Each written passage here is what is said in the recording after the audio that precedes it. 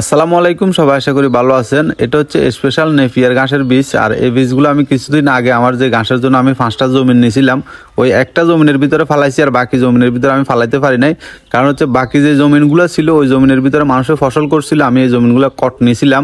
তো ওদের ফসলটা উঠে গেলে তারপরে আমি নতুন করে ওইখানে ঘাস লাগামো। আর আপাতত একটা জমিন খালি ছিল, ওইটার ভিতরে স্পেশাল নেপিয়ার যে ঘাস আছে এই ঘাসের বীজটা আমি ফালাইছি। তো ওগুলো উঠছে কিনা সেটা আপনাদের একটু দেখাই।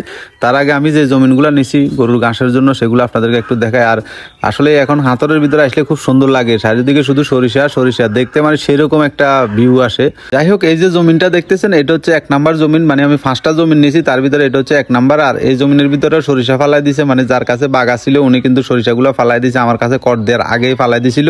তো আরেকটা জমিন আপনাদেরকে দেখাই, এই যে দেখতেছেন এই একটা জমিন, অর্থাৎ এটার ভিতরে উনি কি সরিষা ফালাই দিছে অলরেডি। এখন আমার আর কিছু করার নাই, ওনারা সরিষাগুলো যখন তুলে ফেলবে তখন আমি নতুন করে এগুলার গরুর জন্য ঘাস লাগাই দিমু।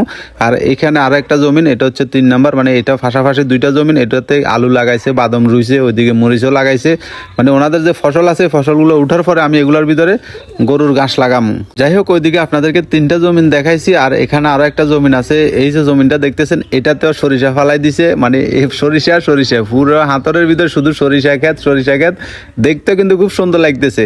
আর এই যে জমিনটা দেখতেছেন এটা হচ্ছে 5 নাম্বার জমিন, যেটার ভিতরে আমি ওই যে খেরের মানে স্পেশাল নেপিয়ার ঘাস যেগুলো ওইগুলোর বীজ ফালাইছিলাম। এই জমিনটার ভিতরে এগুলোর ভিতরে বেল্লি সরিষা এক সাইডে ফালাইছিলাম, আর এক সাইডে ওই যে স্পেশাল নেপিয়ার যে ঘাস আছে ওইগুলো ফালাইছি। এখানে এদিকে দেখতেছেন যে বেল্লি সরিষা এগুলা অলরেডি উঠে গেছে, যদিও আমি একটু লাস্টে ফালাইছি। মানুষেরগুলো একবারে ফুল ফুটে গেছে, আর আমারগুলো হবে উঠতে আছে।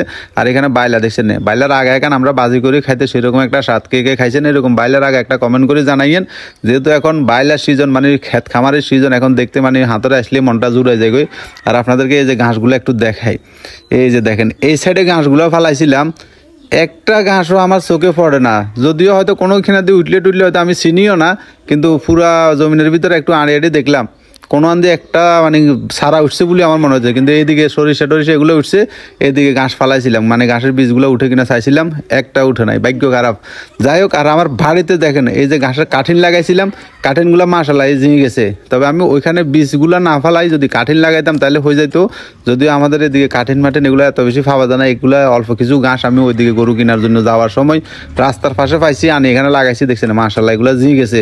তবে জমিনটার ভিতরে আমি যদি ঘাসের কাঠিন লাগাইতাম তাহলে মনে হয় ঘাসের কাঠিনটা এতদিন হয়তো এরকম জিঁ যাইতো গই। কিন্তু আমি চাইলাম যে মানে স্পেশাল নেপিয়ার যে ঘাসটা আছে ওইটা হয়তো বীজ ফালাই ললে এরকম হয়ে যাবো। কিন্তু দুঃখজনক বিষয় হলো ওইটা অন।